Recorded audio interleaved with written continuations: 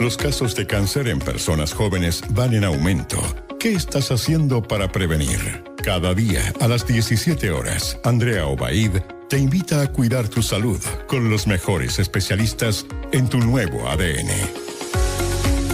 Así es, ya estamos de vuelta aquí en Tu Nuevo ADN. Son las 5:39. Estamos en vivo y en directo para todo Chile y hoy día queremos hablar sobre tecnología, prevención, emergencias asociado al accidente en la mina El Teniente en la región de O'Higgins, donde, 6 mineros perdieron la vida. No solamente ellos son las víctimas, sino que toda su familia. Y esto, fue después de un sismo de magnitud 4.2 en la zona subterránea conocida como Andesita.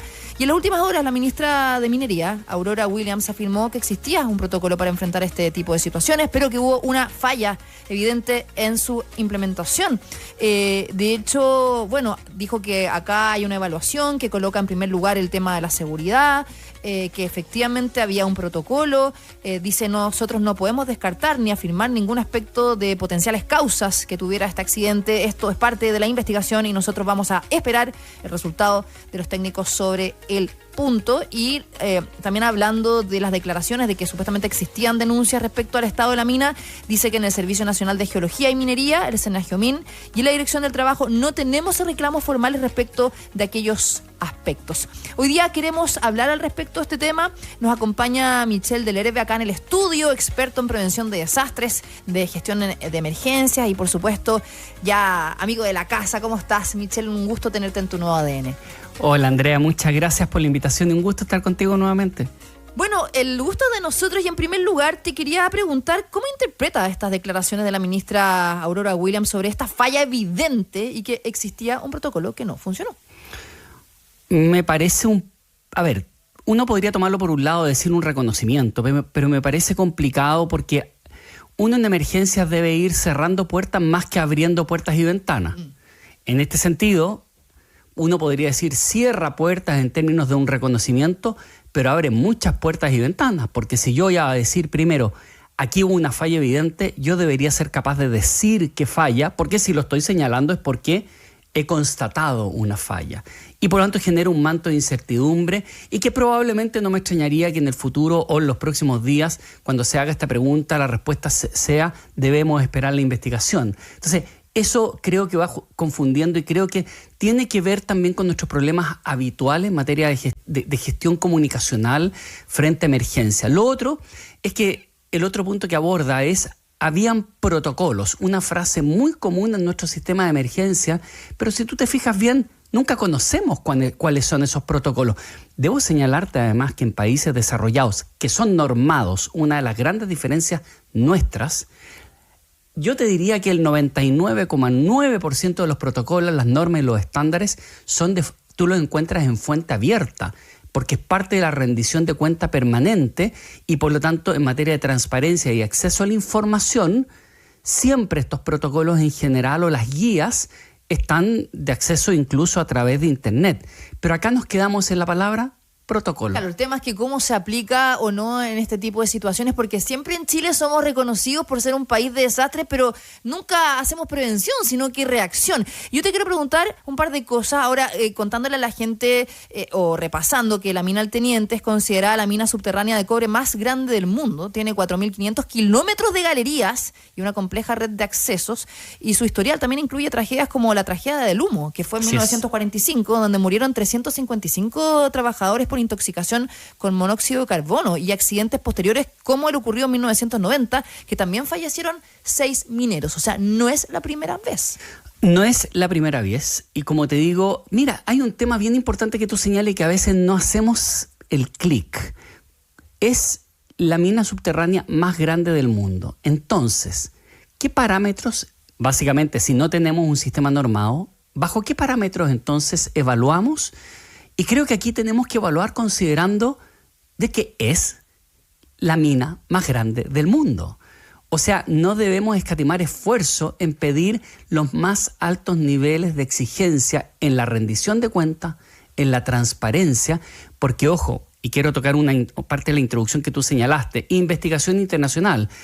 Quiero señalarte que por la importancia que tiene Chile en la minería, cualquier hallazgo es como aquellos hallazgos que se hacen en la industria de la aeronáutica de más alto nivel en el mundo, que pueden detenerte una flota completa, como pueden hacer la revisión completa de una herramienta en una flota aeronáutica. Es decir, aquí la importancia de la minería en Chile demanda, entre otras cosas, esos altos estándares, y eso debe reflejarse en la investigación. Michel, hoy día vi un video de un trabajador que quiso mostrar el acceso a la mina al Teniente, y a mí me llamó la atención, puedo estar súper equivocada, pero desde mis ojos de usuaria de redes sociales, me pareció no desarrollado tecnológicamente para el nivel, como tú mencionabas, de lo que estamos a nivel mundial.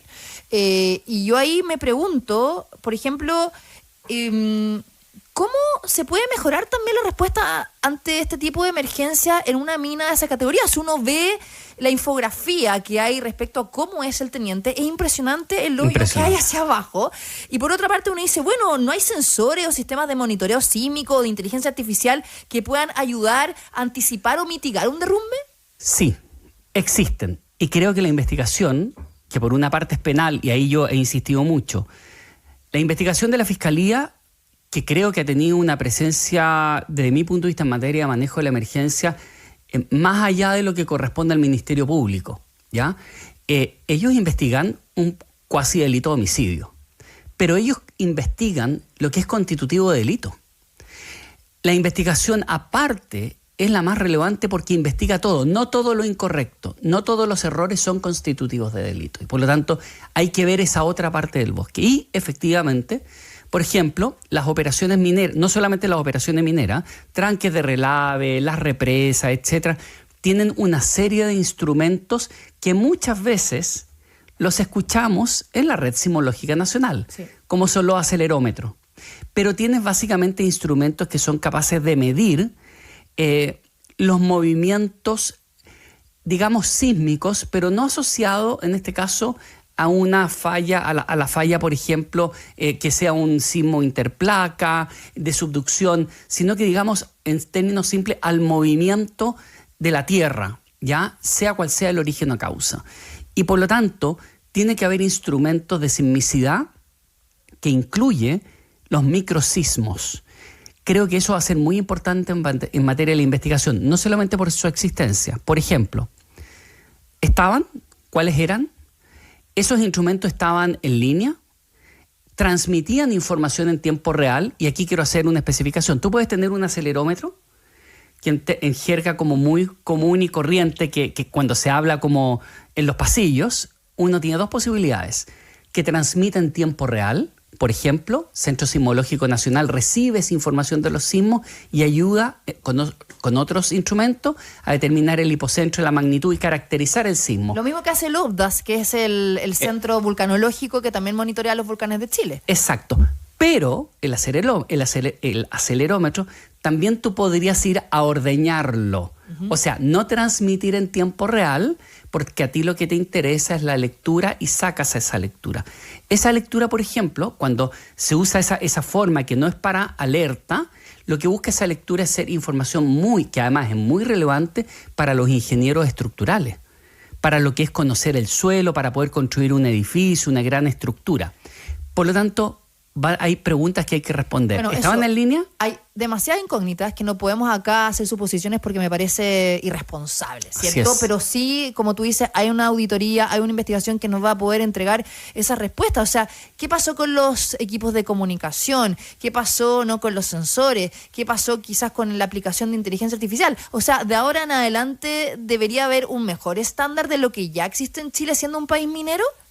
Absolutamente. Y no solamente eso, por la categoría que tiene Chile, probablemente muchos de los hallazgos no solamente pueden significar un cambio en la minería a nivel internacional, sino que además, ojo, vamos a ser muy observados por el mundo en términos de lo que hagamos de esa investigación. Por ejemplo, hay preguntas que hay que ver y también precisar ciertos elementos. Por ejemplo, siempre se habló de los GPS. Sabemos dónde están los mineros atrapados en este momento que estamos buscando. No es tecnología GPS. Ya habitual. Y después, se aclaró un poco que era un tag, básicamente un dispositivo que cuando pasa por ciertos sensores va indicando que tú pasaste por ahí.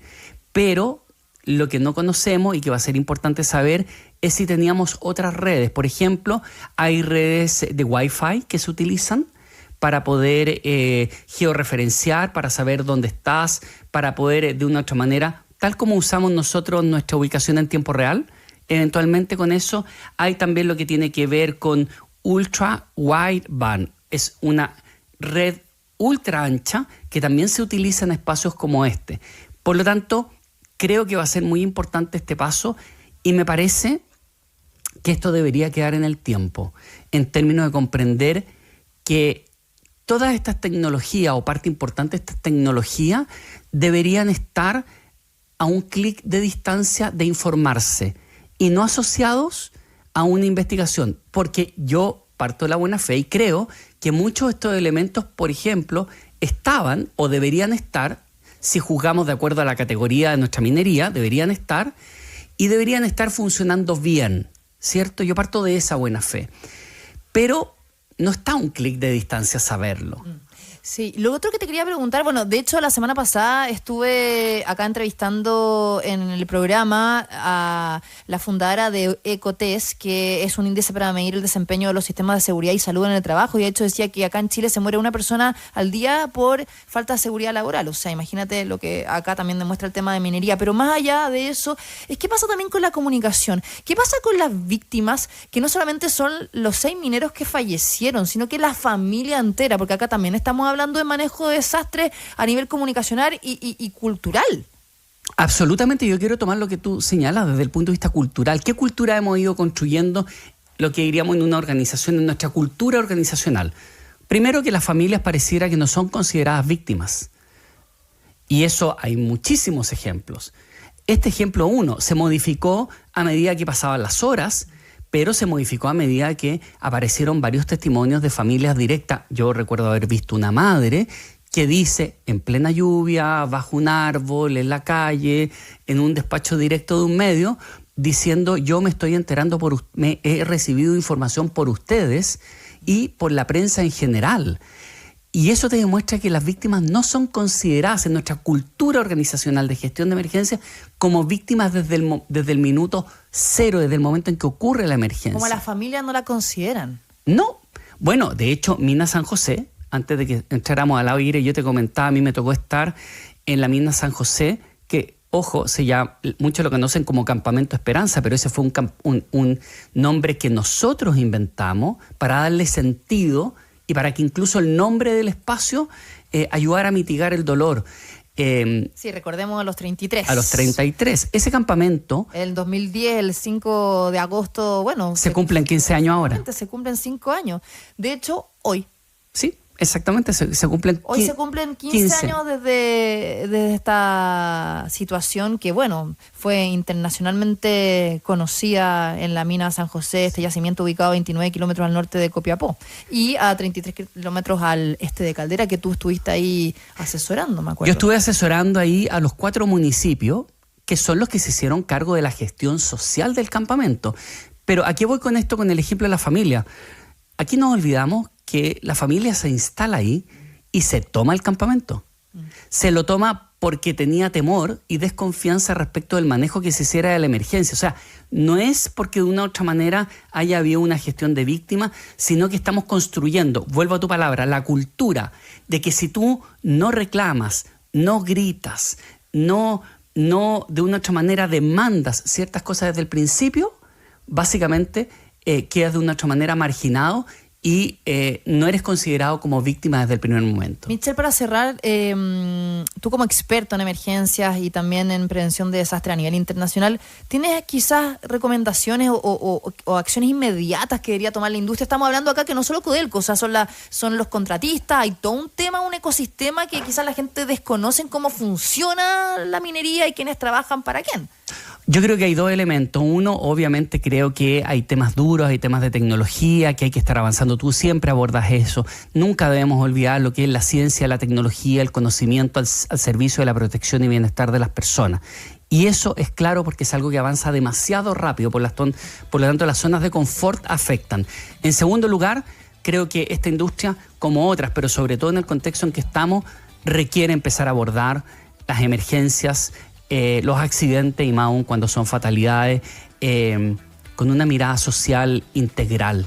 y eso requiere interdisciplinariedad, multidisciplinaridad, entendiendo que, claro, la operación minera de rescate es muy visible, pero el dolor que muchas veces se vive en silencio es sin duda lo más importante. Hoy día, simplemente hacer una petición, que en 6 meses más, un año más, no nos encontremos con que las familias digan estamos solos. Porque la verdad es que hoy día no nos olvidemos, es la minería más grande del mundo, el mandante es Codelco, una empresa del Estado, y aquí hay personas sufriendo que deben ser acompañadas por muchísimo, muchísimo tiempo y en muchos planos. No solamente el psicológico como se habla, el emocional, social e incluso también, por cierto, el económico. Michel Delerve, experto en emergencias, en prevención de desastres. Gracias por estar hoy día con nosotros acá en Tu Nuevo ADN. Y bueno, ojalá, yo creo que todo Chile quiere eso, ¿cierto? Un abrazo grande, que estés muy bien. Gracias por venir.